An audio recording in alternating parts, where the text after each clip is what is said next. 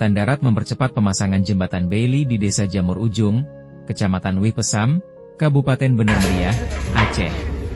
Jembatan darurat ini dibangun untuk membuka kembali akses vital jalur nasional Beren Takengon yang terputus akibat banjir bandang dan longsor. Pekerjaan dilaksanakan oleh prajurit Zeni TNI Angkatan Darat dari Yonzikon 13 dan Yonzikon 14 jajaran Menzikon Pusiat, dengan melibatkan 70 personel serta dukungan alat berat. Kepala Pusat Zeni TNI Angkatan Darat menegaskan, pengerahan Satuan Zeni merupakan komitmen TNI Angkatan Darat dalam mendukung percepatan pemulihan infrastruktur dan kehidupan masyarakat. Dengan berfungsinya jembatan ini, diharapkan mobilitas, distribusi logistik, dan aktivitas ekonomi warga segera kembali normal.